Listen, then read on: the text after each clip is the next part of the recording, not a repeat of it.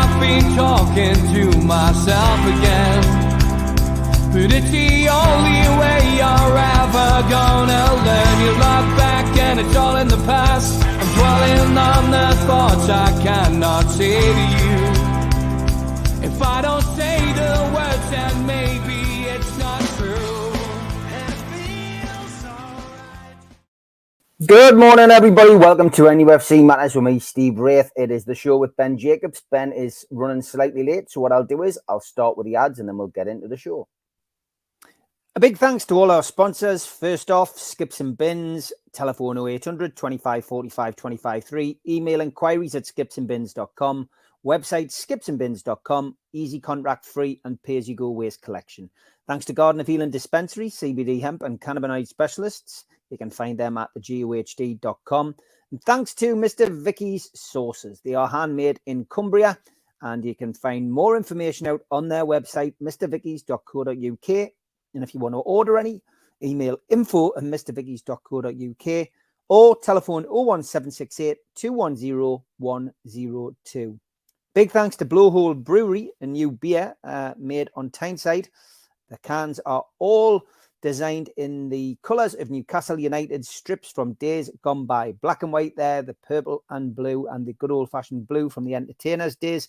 But get more information on the Blowhole Brewery range, such as Geordie Juice from blowholebrewery.co.uk. Thanks to Media Arts for all the help with the technical side of things and video side of things. And thanks to qtechshop.co.uk, the makers of pool tables and snooker tables in Wallsend, Newcastle, and the guys who do our website, nufcmatters.com. If you want to subscribe to the show, then all you need to do is click the subscribe button below. You can also hit the thumb up, which does us a favor by liking the video, and click share to your social media, such as Twitter and Facebook. We're also available as a podcast on iTunes and Spotify and the rest. And if you want to contribute to the show, use the QR code. It takes you straight to the membership pack and you can join the channel. What do you get for your membership pack? You get a scarf, a cup, a pen, and a membership card, and entry into the monthly draw. You can also make a donation by hitting the $sign in the chat tonight. We also give you something for free if you subscribe to the show. To get your car sticker, email john@nufcmatters.com and he will post you one out. We also support the food bank on this show. And if you want to make a virtual donation to the food bank, then go to nufcfansfoodbank.co.uk and make a donation today. On our website, we've got lots of t-shirts, cups, pens, you name it, memorabilia if you want to buy it and support the show. For Christmas, we have the Bruno Christmas jumper, which is selling rather well. And we'll have the bobble hats, Play Like Almiron, Bruno's Magic, and Bruno's 39 and Joe Linton's J7. Get yourself to nufcmatters.com to buy them today. If you want to buy people a ticket for one of our events next year, we've got an evening with Steve Howie, which is Friday the 24th of February at the Tyneside Irish Centre. Tickets are £50 from nufcmatters.com or newcastlelegends.com. And you can also buy them on voucher before Christmas. Get somebody a bargain and a nice Christmas present. Peter Beardsley is on the 10th of February at St. Dom's Catholic Club in Newcastle. Tickets available direct from the venue. And for this one, Friday the 2nd of June next year at the Grand Hotel in Gosforth, 6:30 start. An evening with Rob Lee, Lee Clark and John Beresford. To book tickets, contact Natalie at healandtour.org.uk or visit their website healandtour.org.uk/events. If you're looking for a Christmas present and people like a book, then get yourself NME from the Bender Squad to the Gremlins, or the last remaining copies of Black or White, No Grey Areas, Lee Clark's autobiography, and you can get them from www.badboysbooks.net. Good morning, Ben. How are you?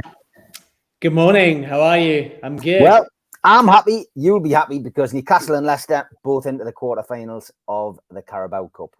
Yeah, fantastic. And Leicester looked very sharp last night, and Newcastle, I think, continue to prove that this type of tournament is very important to them. The World Cup's obviously influenced a lot of selections, so teams that are in the Carabao Cup are clearly taking their lineups a bit more seriously, because it's seen as a very important game ahead of the Premier League resuming, and Newcastle's lineup obviously reflected that, with a very familiar back four, Miguel Almiron leading the line, Callum Wilson being thrown in after the World Cup, Bruno there as well. And I think they got the job done. That's probably the best way of putting it. They needed an own goal to do so, but they're in the quarterfinals. It was a hard-fought win for Newcastle, certainly from Leicester's perspective. They were more fluid. They were obviously up against lower-ranked opposition as well, but away from home.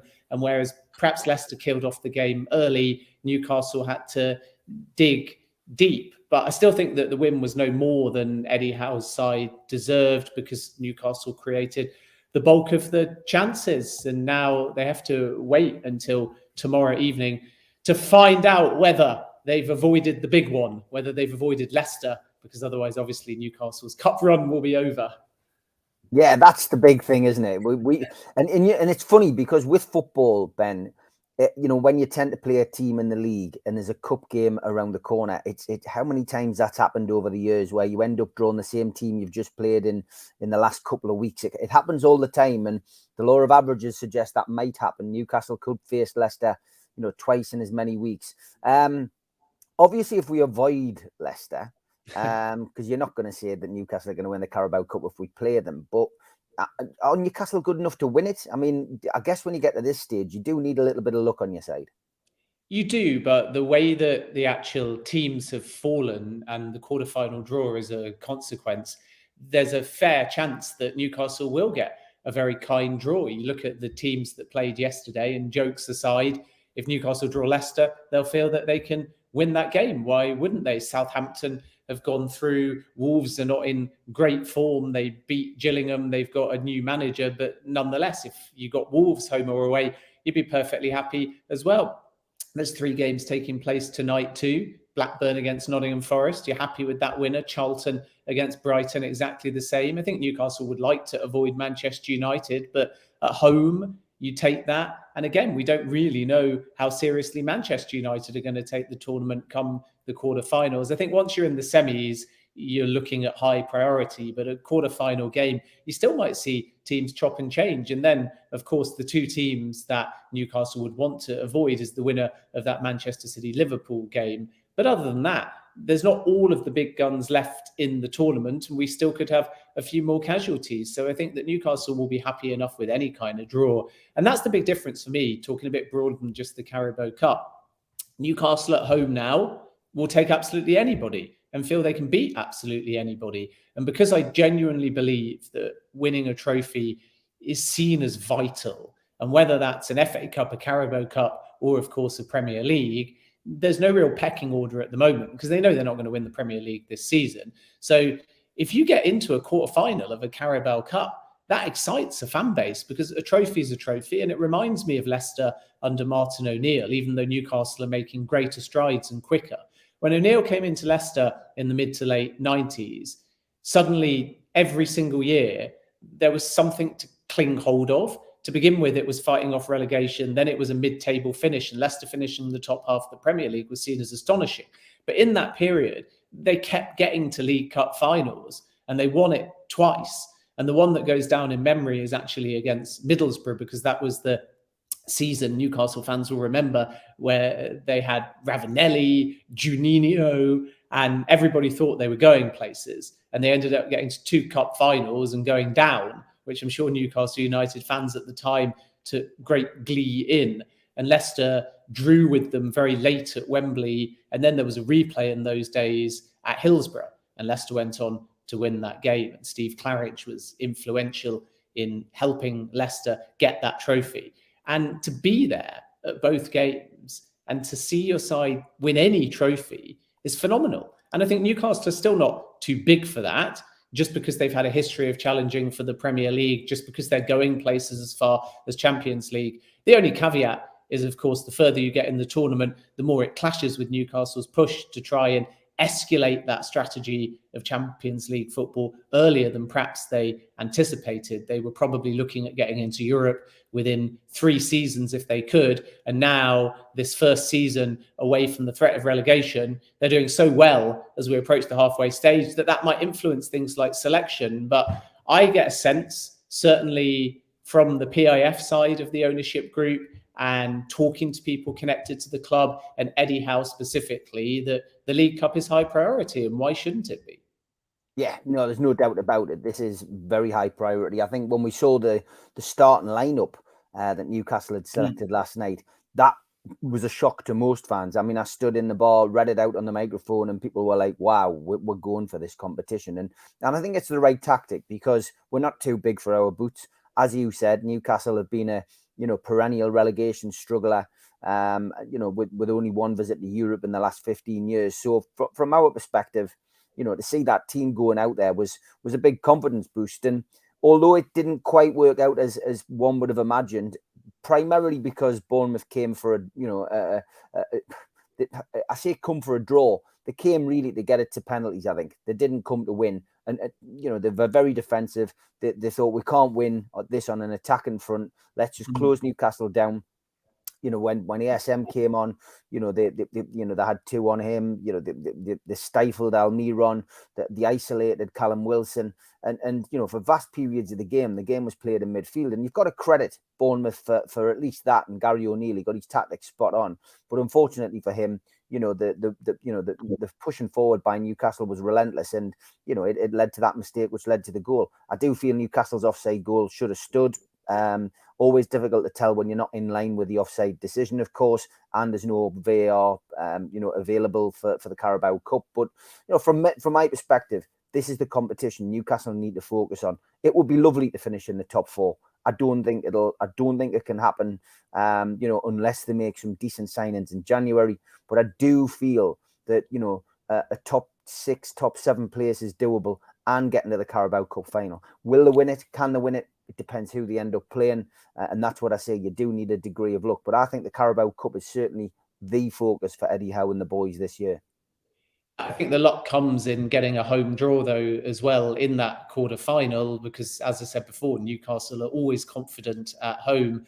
And what a baptism of fire for Bournemouth to return from this break to St James's Park in front of a crowd of almost 52,000. And that, again, makes a statement. So I think when you look at a few things here, you can see that Newcastle are taking the tournament seriously. And even historically, they've not done bad. I mean, that's a 4th quarter-final appearance now since 2014, 2015 for Newcastle. So they've actually always, even before the new regime and the momentum, got to the business end of this tournament traditionally over the course of the last 10 years or so. But they haven't got to a final since 1975, 1976, when they lost. So I think changing the history of the club, rewriting what has previously gone on under Steve Bruce, where they didn't invest, under 1975, 1976, which is the yardstick at the moment, the last final in the League Cup that they got to. This new ownership group are quite clearly thinking about what they can change and how they can rewrite history and bring that history to the fore. So instead of talking about not winning a trophy for ages, instead of talking about getting beaten in a final, instead of talking about a run to quarterfinals, they become finalists, they become winners, they become a team back in Europe. And not everything's going to happen at once, but key to all of that is how seriously you take the League Cup. And that's not just in Eddie Howe's responsibility, it's for the fans as well. And I bet you anything, a game against Bournemouth 2-3 years ago, when Newcastle were floundering, nobody liked Steve Bruce, nobody liked Mike Ashley, there'd have been nowhere near 51,579 people in St James's Park for a midweek game right before Christmas at St James's Park. It's not the business end of the tournament in that round. I think you can only really start saying that when you get to a quarter-final. So all credit to the Newcastle fans and all credit to Eddie Howe for a strong selection. And I think with that selection, we won't really know whether that's because he's only taking the Carabao Cup seriously or because you need to give the players game time to sort of shake off the rust and regain the momentum ahead of the Premier League resuming. And I do think it's a bit of the latter, and that is very sensible. And that skewed these Carabao Cup games, which I think is why they've been dumped straight after the World Cup, because the organisers would have preempted that the bigger teams would have had to reintegrate their World Cup players, at least those that ended up leaving a little bit earlier. So Callum Wilson probably wouldn't have been remotely involved or even on the bench if England had gone any further, because had they beaten France, they'd have had to stay until the end of the tournament playing either in the final or the third place game. But by England going out against France, you come home a week early, Wilson ends up being in the starting lineup. And I think that that is just very smart. And the Newcastle lineup, extremely familiar, especially, as I say, the back four. I think Bruno is always going to pick himself at the moment too, and Willock in the side, who's had a great first half of the season too. And then we know all about that front line as well. So it's about as strong as you perhaps would expect. I certainly don't see too many changes ahead of the Premier League resuming. And now the responsibility of Newcastle is to go to Leicester and get something on Boxing Day. So they start by setting the tone in the Premier League. And if they can do that, then there really is no reason why they can't continue to be contenders for either top four or definitely European football, because home to Leeds is very winnable. Away at Arsenal is obviously pretty tough, but they've still got in the back of their mind, I think, the superb win at home, albeit towards the back end of last season. And we don't know what Arsenal we're going to get in the second half of the season as well. Gabriel Jesus is injured as well. But I look at Newcastle's season as being a bit more defined by the middle part of January through to the middle part of February. Because if they can keep the momentum going, and by momentum, really what I'm saying, even though it's a bit glib, it's a bit difficult to say this with the Premier League because there's no easy game. But if you look at mid-January through to the middle of February, what you see is games that Newcastle should win.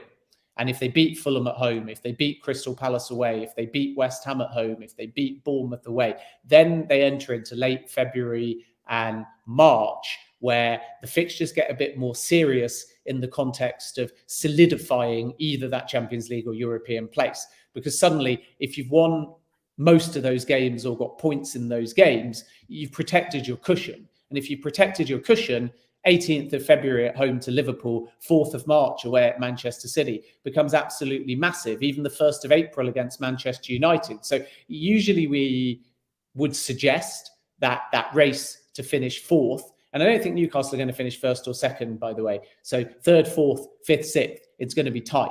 And usually in that race, we start saying it's always decided in May. So then you look at, for Newcastle, home to Arsenal, 6th of May, and away at Chelsea, last game of the season, as being defining. But really what Newcastle are looking to do, I think, is lay down a marker earlier. So that February-March period when they start playing some of the big teams around them is going to be important. And if they can stock up points in those so-called winnable games, that's when the home advantage, that's when they're at home against the big sides, they can really look to lay down a marker.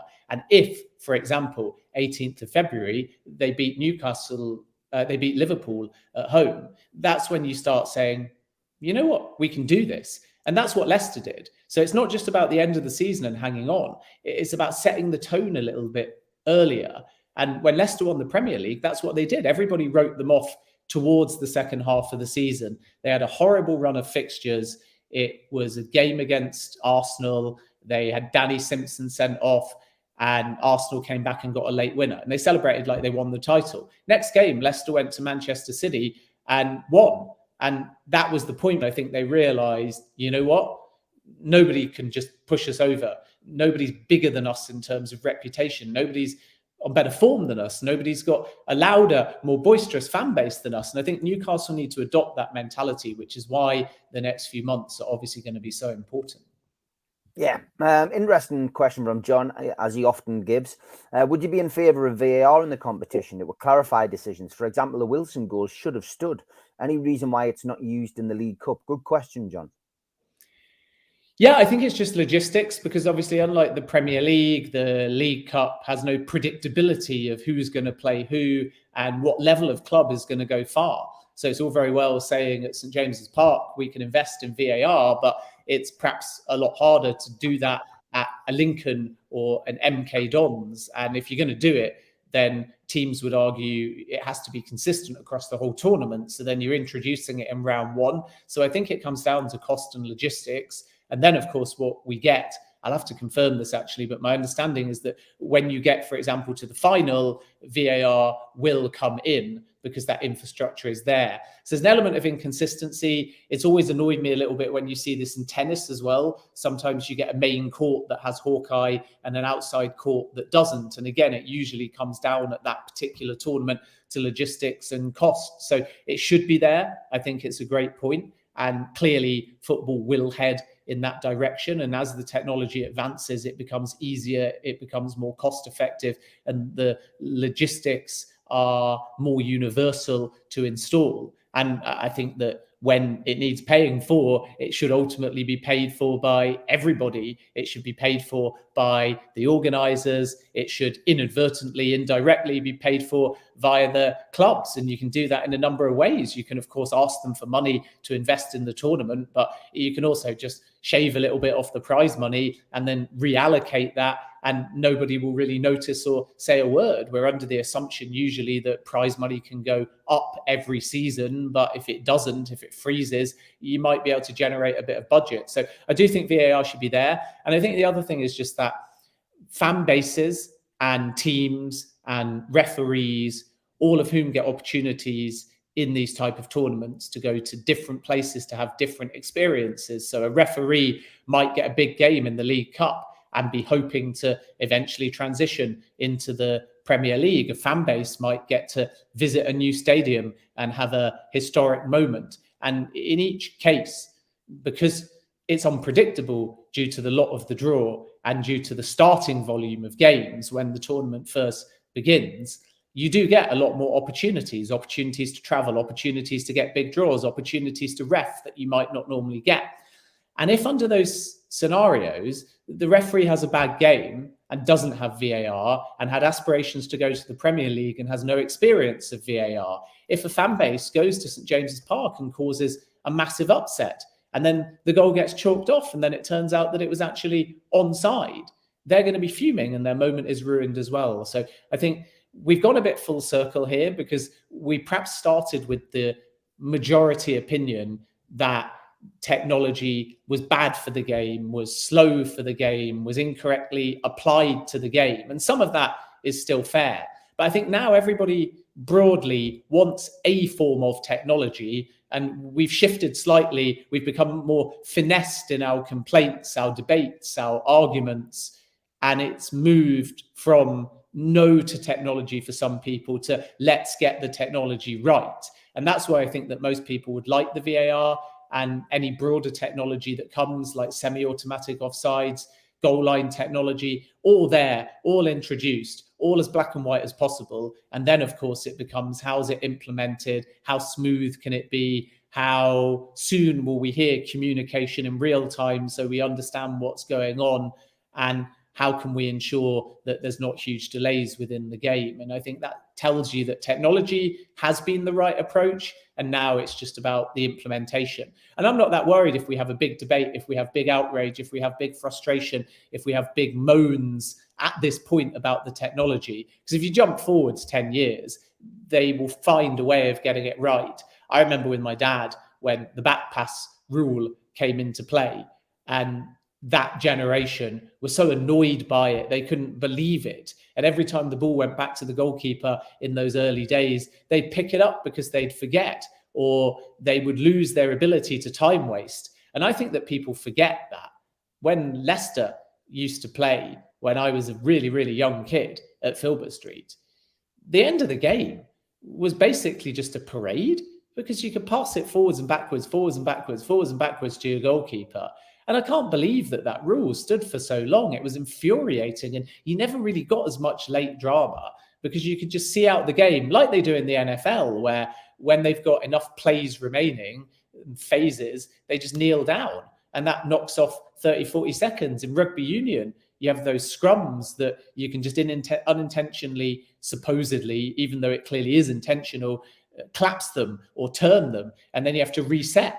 And in resetting, it knocks a minute and a half off the clock. So I think that sometimes we have to look at changes to the game, whether they're rule-based or technology-based, after 10 years, maybe. And it might be something that one generation hates and the next generation just loves. And I think now, because we've had VAR integrated for a bit longer, people are warming to the actual technology. They're just not always warming to the implementation of it, because it can be slow, it can be inconsistent.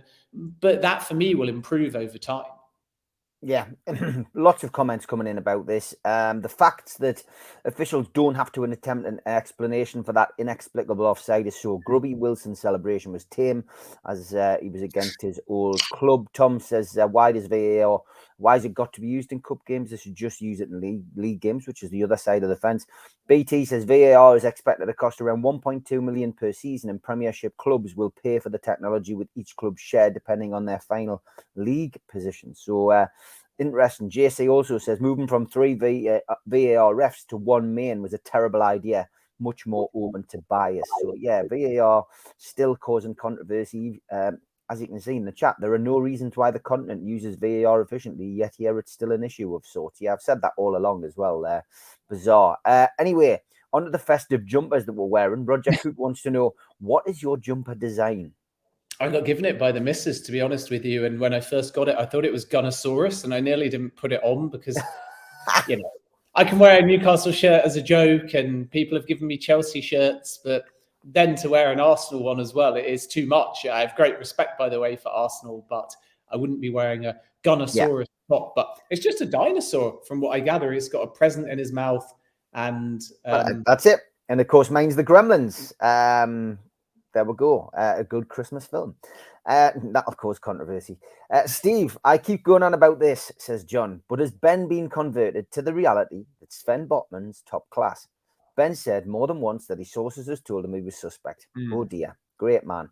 He is going from strength to strength, that kid. And I mean, Newcastle's defensive record is brilliant. And I mean, the after-match discussion last night with me and my mates was, you know, the difficulty is going to be finding a replacement for Fabian Shaw when eventually he hangs up his boots, because those two in tandem play very well together. And with, you know, the flanks, you know, being backed up by Dan Burn, who I think most people were scratching their heads when Eddie Howe said, we'll stick him in at left back and we'll play, Trippier obviously is a shoe-in at right back still. You know, it's quite a formidable defence. And we also chatted about Nick Pope last night. Praise to Nick Pope, standing around for 70-odd minutes, cold, you know, half asleep probably with the atmosphere because it was quite dull last night, and then suddenly called into action and, you know, great save. And that's why Newcastle are having such a good season. It's built on strong foundations at the back. But questions about Botman, have you changed your mind, do you think? Yeah, I mean, it's built on focus, isn't it, before we come on to Botman? And Pope made 2 good saves. Jack Stacey forced him into the first one, and then Dominic Solanke's late effort as well was really well blocked. So all credit to him. And I have been converted by Botman for sure. What I said before he joined was not that there wasn't this raw potential, more just that it would take a little bit of time to be unlocked, because he's quite a modern defender with a lot of raw, God-given skills. He's hungry and he's talented, but there was that feeling from sources and other clubs looking at him that at Premier League pace, he might get pulled out of position a little bit and the maturity would take some time to develop. So I think that the potential was always there, but it was a case of how quickly it could be unlocked to get him world class, offset against the actual fee that was being asked. And what we found with Botman is he's slotted straight in. And I have to hold my hands up in that respect, or I have to go back to those other people that said they thought it would take a bit more time and say that they were wrong.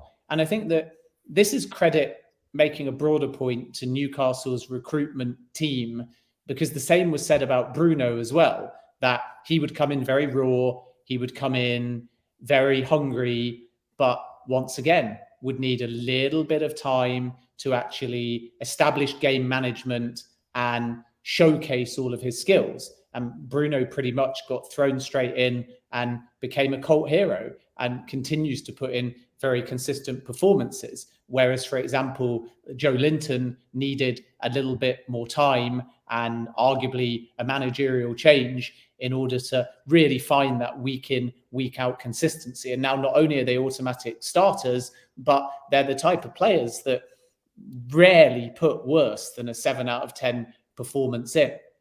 And what I like about Botman is he's bought into the Geordie culture. He's bought into the formation. He's very comfortable in that back four. And this, I think, was a little bit of a talking point, wasn't it, before the season started, about who the two centre-backs would be, because there were a variety of informed players who could have been slotted in at that point. And the Botman-Schär partnership was the one that was picked from the word go, and it's paid off. And I think that they've developed a relationship. They talk, they lead. And the most impressive thing for me about Botman is the fact that now, if you watch him, it's quite difficult sometimes for fans, but geeks like me that are not Newcastle fans, sometimes we will grab a tape of a game, or even in real time, and scouts do this, of course, as well. And you start watching players off the ball.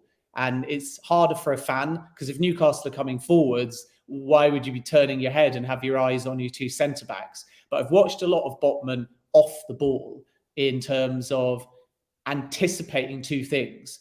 One, is there any opportunity to move forwards a little bit when Newcastle have the ball and be an outlet should they choose to go backwards, or be part of the early part of a build-up and an attack?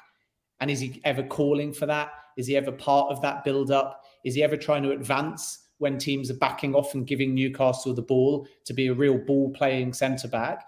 And then the second thing, which is the most important, is what's he doing when Newcastle have the ball in midfield or beyond, but could lose the ball? Where's he positioned? What's he alert to? Who's he looking at? Who's he talking to? Is he gesturing or is he passive? And a lot of younger centre-backs take a bit of time to really get that positional sense, because if Newcastle are in the final third and you're a centre-back and you've not been told to come forwards, then to some extent you're passive. And Nick Pope, like you said, in Carabao Cup can be exactly the same.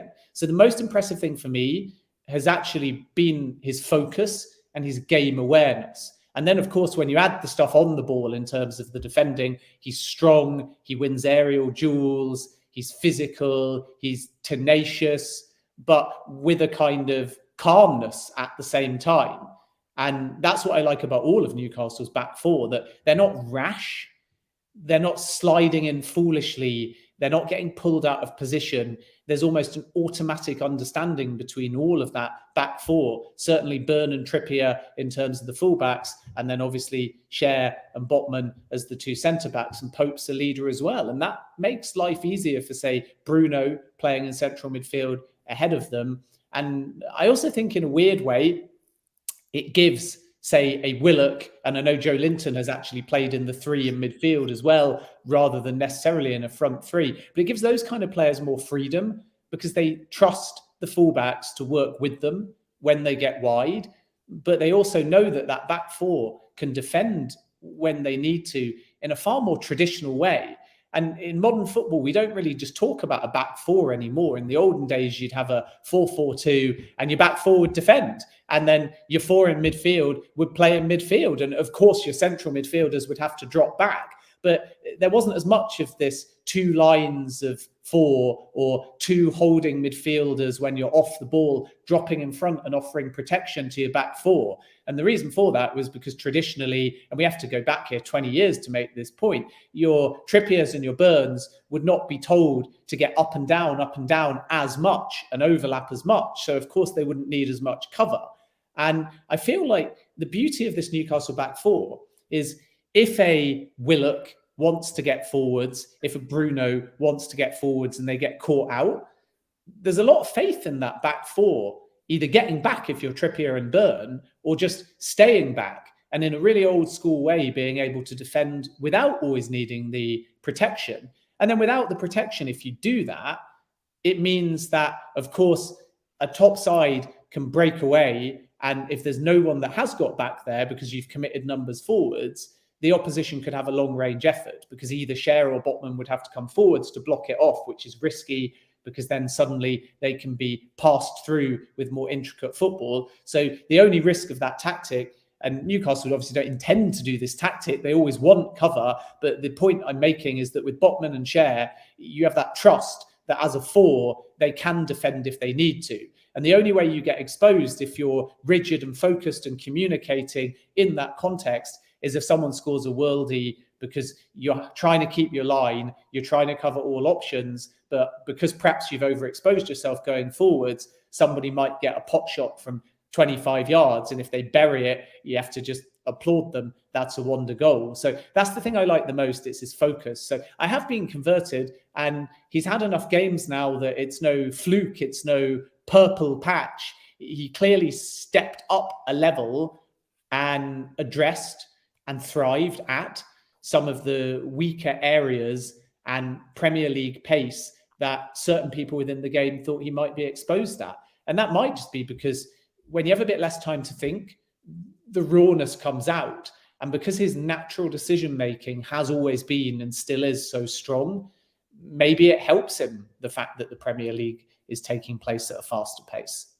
Yeah, lots of questions coming in about Maddison. David says, Ben, any explanation why Maddison returning to the club is delayed? Saw on his social media that he's in Dubai 20 days after England were knocked out of the World Cup. John also asks the same question.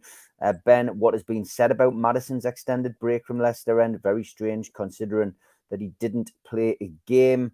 And Blue Rhythm Boy says, what's Ben's feeling about whether Maddison will sign for Newcastle? Every fan I've spoken to thinks it's a done deal.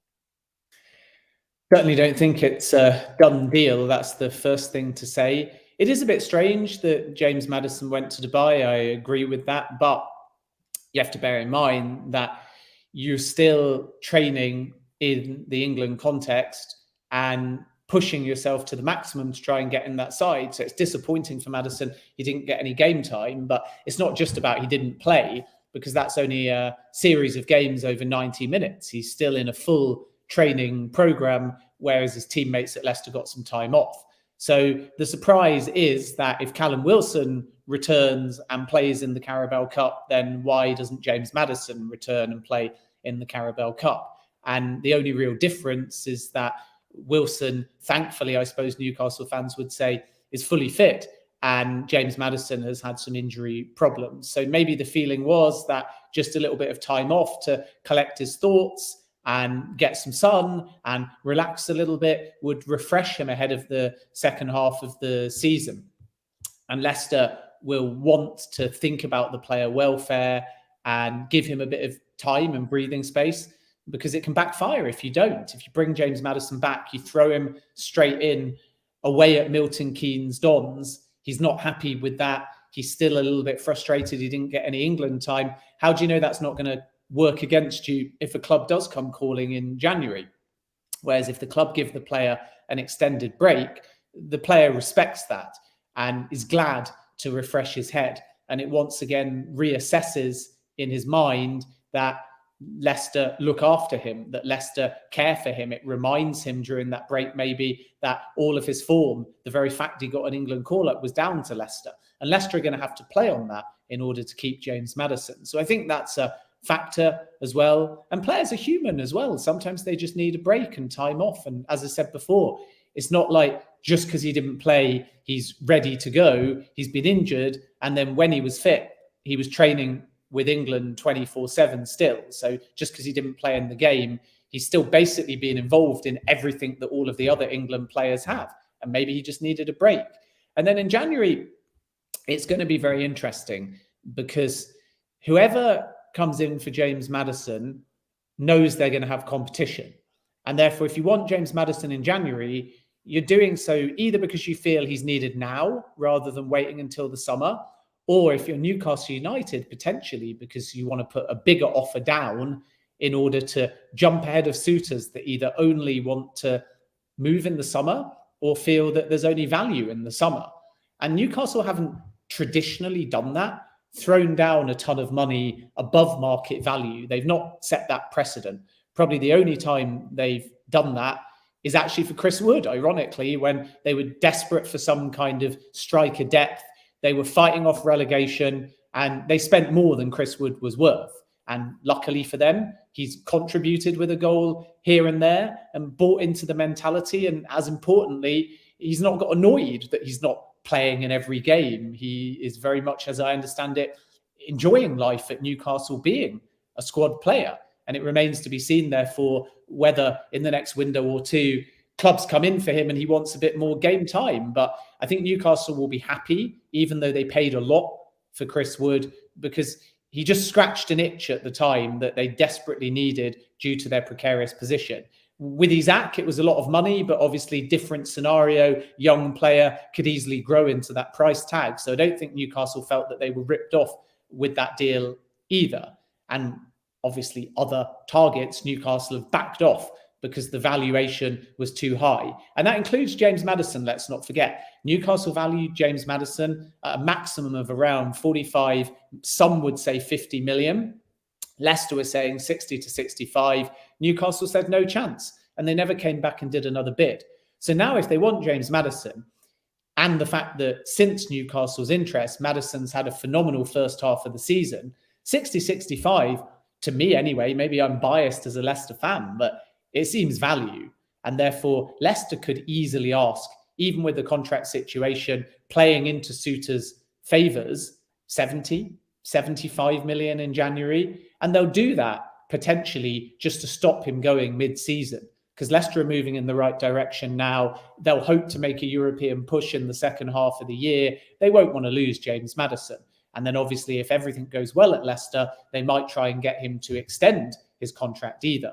So it's a bit of chicken and egg at the moment. If Newcastle want Maddison in January, and it isn't a done deal, as I understand it, by any stretch of the imagination, they're going to have to pay big. But there is an opportunity. But more likely, Maddison will wait until the summer when he knows what he's getting, because there may be Spurs interest. There still may be Newcastle interest. Other clubs can come to the fore. And if James Maddison wants to sensibly decide to move away from Leicester and not sign a new deal, and I still think Leicester will try their luck because they clearly don't want to lose him. But if James Maddison says, I'm leaving, then what's he leaving for? And that's the key question. Is he leaving for a club that has Champions League football? Is he leaving for a project that he's excited about because he thinks that he can influence it regardless of what they have next season in terms of European football? Is he leaving for money? And this again is where Newcastle are in a very precarious position. It's positive. I know we normally use precarious in a negative sense, but it's a positive precarious position, because if they qualify for Champions League football, then they can open up their wage bill. They can compete for players financially in terms of the package they offer at a much higher level. They can spend more money on players. They've got more lure for players. But of course, if they sign a player in January with a view to all of that, and it doesn't happen, then they risk rocking the boat. And I would be surprised with James Maddison if he agreed to terms that were not with a view to Champions League, that were not with a view to European football, that were not with a view to Newcastle solidifying themselves as a giant. And everything suggests that they're moving in that direction. But the last thing you want to do is rock the wage bill. And again, I come back to what I said before. Newcastle have done extremely well to not pay one or two players insane money and risk causing dressing room unrest. They've done very well not to pay above the odds for almost everyone they've signed. Now, maybe in January, they'll be forced to do that because of the positive direction that things are heading and who they desperately want. And when you're in a race with a lot of other suitors that either have or are likely to get Champions League football, that is the challenge. You have to elevate. And elevate doesn't just mean being more ambitious. It means digging deeper into the pockets. So things are going to change. And that is unfortunately the reality of success. It costs you. So the model for Newcastle will be quite incentive driven with the current crop. If they qualify for Champions League, they'll get bonuses. Some of them will get new contracts. But with a new player, they can preempt what's happening. And they can say, pay me that now, or I'll wait until the summer. And I'll see whether you actually have what you say you're going to get. And all of this will be running through James Maddison's mind. So I think that the situation for me is not a done deal at Newcastle, but we know Eddie Howe likes the player. There are other suitors involved, and we wait and see whether anyone chooses to be ambitious and audacious almost and put down a big offer in January. And if they don't, then I think James Maddison will end up considering his future instead in the summer. Okay, Ben, hold that thought. I'm going to have to play the ads again because I've been waiting for a delivery for the family. You know what it's like at Christmas, and the van has turned up. So I'm going to go and sort this out. But I'm going to play the ads again. I'll be back in a bit. A big thanks to all our sponsors. First off, Skips and Bins, telephone 0800 25 45 25 3, email inquiries at skipsandbins.com, website skipsandbins.com, easy contract free and pay-as-you-go waste collection. Thanks to Garden of Eden Dispensary, CBD hemp and cannabinoid specialists. You can find them at thegohd.com. And thanks to Mr. Vicky's Sauces. They are handmade in Cumbria, and you can find more information out on their website, mrvickies.co.uk. And if you want to order any, email info@mrvickies.co.uk or telephone 01768 210 102. Big thanks to Blowhole Brewery, a new beer made on Tyneside.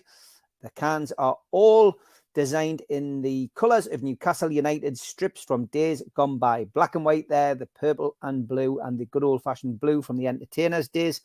But get more information on the Blowhole Brewery range, such as Geordie Juice, from blowholebrewery.co.uk. Thanks to Media Arts for all the help with the technical side of things and video side of things.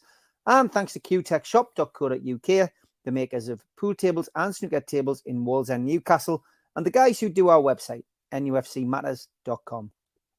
If you want to subscribe to the show, then all you need to do is click the subscribe button below. You can also hit the thumb up, which does us a favor by liking the video, and click share to your social media, such as Twitter and Facebook. We're also available as a podcast on iTunes and Spotify and the rest. And if you want to contribute to the show, use the QR code. It takes you straight to the membership pack and you can join the channel. What do you get for your membership pack? You get a scarf, a cup, a pen, and a membership card, and entry into the monthly draw. You can also make a donation by hitting the $ in the chat tonight. We also give you something for free if you subscribe to the show. To get your car sticker, email john@nufcmatters.com and he will post you one out. We also support the food bank on this show. And if you want to make a virtual donation to the food bank, then go to nufcfansfoodbank.co.uk and make a donation today. On our website, we've got lots of t-shirts, cups, pens, you name it, memorabilia, if you want to buy it and support the show. For Christmas, we have the Bruno Christmas jumper, which is selling rather well. And we'll have the bobble hats, Play Like Almiron, Bruno's Magic, and Bruno's 39 and Joe Linton's J7. Get yourself to nufcmatters.com to buy them today. If you want to buy people a ticket for one of our events next year, we've got an evening with Steve Howie, which is Friday the 24th of February at the Tyneside Irish Centre. Tickets are £50 from nufcmatters.com or newcastlelegends.com. And you can also buy them on voucher before Christmas. Get somebody a bargain and a nice Christmas present. Peter Beardsley is on the 10th of February at St. Dom's Catholic Club in Newcastle. Tickets available direct from the venue. And for this one, Friday the 2nd of June next year at the Grand Hotel in Gosforth, 6:30 start. An evening with Rob Lee, Lee Clark and John Beresford. To book tickets, contact Natalie at heelandtour.org.uk or visit their website, heelandtour.org.uk/events. If you're looking for a Christmas present and people like a book, then get yourself NME from the Bender Squad to the Gremlins, or the last remaining copies of Black or White, No Grey Areas, Lee Clark's autobiography, and you can get them from www.badboysbooks.net. That's it, Santa's been. Thanks for that, Ben. Sorry I had to listen to them as well, viewers. Twice. Once is bad enough, but twice, dear me out. Thanks for putting up with that. Let's just go on to a couple of other questions that we got asked. Quick answer on this one from Mr. Anderson. Hi, does Ben have any news on Andres Santos? As I've read, Chelsea are close, and we have been linked with him for a while now. Yeah, Newcastle have been looking for more young Brazilians, but Chelsea very much the favourites here, especially after missing out on Endrick. I think as soon as he went to Real Madrid, which was always likely, Chelsea were intent on turning their attention to other targets, and they are front runners at the moment for that particular player. He's at Vasco da Gama with a market value probably of only about 3 or 4 million quid, but the actual money paid for the transfer is likely to be higher than that if you include things like add-ons and also future sell-ons as well. So it's important to understand at Chelsea that the new recruitment plan is to identify young players as well as those that can be thrown straight in, and Santos falls into the former. He's seen as somebody that they can coach and develop, and as they build their multi-club model, give pathways to. And Newcastle are there in the sense that they've looked at the player, but so are Liverpool and Manchester City as well. So there's a fair few Premier League clubs that are looking here. But I think the difference is that Chelsea, as they proved with Chukwuemeka as well, another young player that they signed from Aston Villa, are very prepared to be fast and to meet valuations. It's the same as well with Datra Fofana, who's on the verge of signing for Chelsea as well. That's not, as I said before, been the Newcastle approach, which is why Chelsea might overpay for a young talent and get the deal done quickly. And that's what makes them front runners, whereas Newcastle are not going to pay significantly above market value for these type of players. And the reason for that, again, is because Newcastle have to pick and choose a bit more with their finances, but also with their squad, whereas Chelsea's intent is to build a multi-club model. And I'm not saying PIF won't, because we know that they've looked at other clubs, but Chelsea are moving faster. So if Chelsea feel that they've got partnerships, they've got minority investment, or they own clubs and can give these players pathways, they can sign them earlier and they can sign them in a higher volume without worrying about the pathways, without worrying about the quality of coaching, without worrying in select cases about visas, and still feeling that they're cost effective. And if they work, they end up in Chelsea and as star players. And if they don't work, because they've still been bought for probably, I know Endrick was an exception, but under 15 million, usually under 10 million, then if it transpires they don't quite make it for Chelsea, you're still likely to get your money back or make a profit, and you invest that back into the first team. So Chelsea and Newcastle are different models. And with Santos, it might actually be Chelsea's model that ends up allowing them to sign him, because the player has confidence that he's going to have pathways and first team opportunities at network clubs that come earlier than if he signed for Newcastle. Okay, Simon Davies says, hoping that Ben's got some snippets on transfers. He says, I noted ASM's comments on Thuram. He fits the bill big time in every way. So I'd like Ben's view on that. He says, if we can get Isak fit, we've got another goal threat. But does Ben see us signing Thuram or another goal threat in January?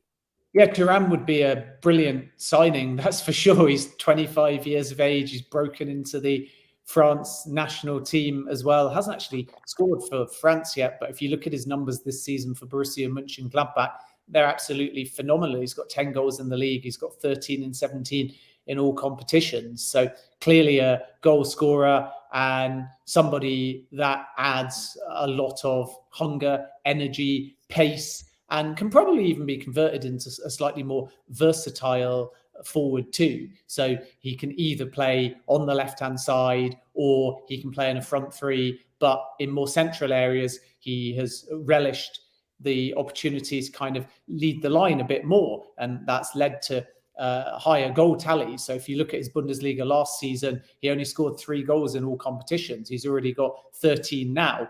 He's a bit of a streaky player. That's the other thing I'd say. Anyone that's watched him in the Bundesliga since about 2019 will tell you that when he's at his best, he'll score game after game after game. He'll contribute game after game after game, but he can be a little bit absent at times. And he reminds me of Dembele in that respect, who's got phenomenal talent, lightning pace. But sometimes the decision-making isn't as consistent as it should be. So you have to learn when to be cutthroat and take it on you and be a poacher, and when perhaps to be a bit more unselfish, and there's still some room for development there. But he's at a good age, and I also think within the market anyway, a pretty decent price as well. So I saw the comments by ASM, and they were cheeky. Obviously, I do think that there's an opportunity because Borussia Mönchengladbach want to sell, but I'm not aware at this point that Newcastle have actually made an inquiry or started anything. And it's Manchester United that were the club that were really considering him in the build-up to the World Cup. And now, naturally, because Ronaldo has gone, they will need more goals too. They're also, ironically, looking at Ramos at Benfica, who was the forward that got the hat-trick when Cristiano Ronaldo was benched against Switzerland. So he could be a possibility as well. So I think Thuram is one to watch, only because he's at that age where he might be tempted by a move, and the price will be lower than some other targets. But at this point, there's not, other than ASM's flippant comments, there's not too much to this as far as Newcastle and Thuram are concerned. Ashby is another one that Ian's asking about. Of course, the right back at West Ham. West Ham fans not happy about anybody getting a hold of him, especially Newcastle. But is that any further forward? Yeah, I mean, great player, and another type of signing that allows Newcastle to sort of forward plan in many ways. He's 21 years of age now, hasn't really had an opportunity at West Ham. I think it's only one Premier League appearance period since 2020. So this again is Dan Ashworth trying to work his magic and sign a young ace and see whether or not West Ham are prepared to sell. And I think we're going to have to wait and see on this one. I know everyone got very excited if you're a Newcastle fan, and annoyed as a West Ham fan when it first broke. And what I do understand is that there's no new contract yet at West Ham, which is the big thing that's causing alarm behind the scenes over there. And if you'd have spoken to me 6 months or so ago, I think West Ham were pretty confident on tying him down for the long run. And from West Ham's point of view, they absolutely think that he's one of the most talented players to come through their academy system in quite some time. Now he's out of contract in the summer of 2023. So West Ham are going to have to get moving. And clearly, if he doesn't sign a new deal, then you could either get him in January for a nominal fee, or you could get him on a free transfer, which would be a massive, massive blow as far as West Ham are concerned. The danger for Newcastle and other clubs, and there are other clubs looking at him as well. Atleti are one of them, actually. So it's not just Premier League clubs, but the danger is just that all of this can be used as leverage, and it can be quite common for an agent to just tell the player to get on with things and not think about it, and then just let a bit of time linger. And then, of course, the window opens and they get counter offers that they can take to West Ham to get the best possible deal. So I would say West Ham are going to do everything that they possibly can to get him to sign a new deal. But Newcastle are there for sure, monitoring the situation and seeing what's possible. It's quite hard to move, because if you put down an offer too early, you're worried it's just going to sit and be used as leverage with West Ham. And if you don't put down an offer, he could just sign a new deal, and then you're not going to get him in the short term. So it's about when to move in the market. And we'll have to wait and see on this one. I haven't made too many inquiries as to what might happen over the coming weeks, I've got to be honest. But what I am told at the West Ham end is that they plan to do everything they possibly can to try and get the player to sign again, to ensure that he doesn't leave for a nominal fee or on a free transfer in the summer, because that would be a big blow from their perspective. Simon Davies will give him the last question. He says, Ben, do you think beating Leicester away on Boxing Day would set the tone for the run-in? Yeah, I mean, you're beating the best side in the Premier League, so of course it would set the tone. It's a very interesting fixture, though, because if we'd have flashed back maybe 4 weeks or so, a month or so before the World Cup break and Newcastle went away to Leicester, you'd have called them big favourites. But now you look at Leicester and they've really picked up.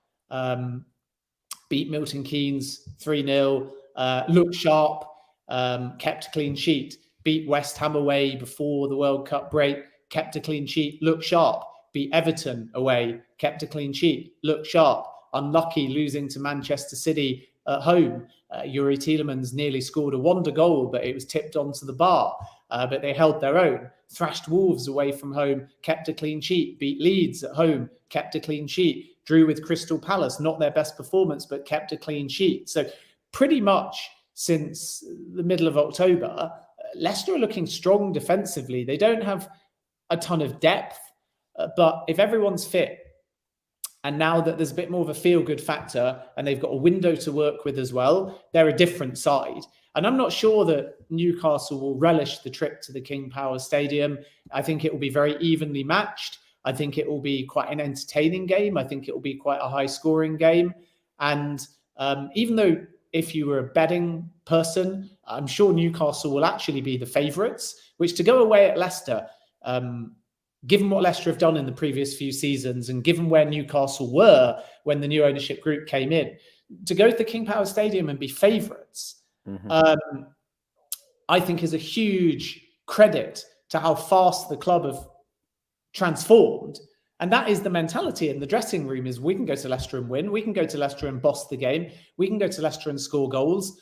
But I'm not sure. Again, I say what I said before. I might be biased because I'm a Leicester fan, but I think it's pretty even. Leicester at home versus an informed Newcastle side. Leicester keeping clean sheets versus a Newcastle side that have found their groove and have got a lot of goals in them. So I'm really intrigued to see how this pans out. But yeah, if Newcastle win, and they stand a very realistic chance of doing so, then you hit an eventuality where they could hypothetically go above Manchester City. They can solidify their place in third.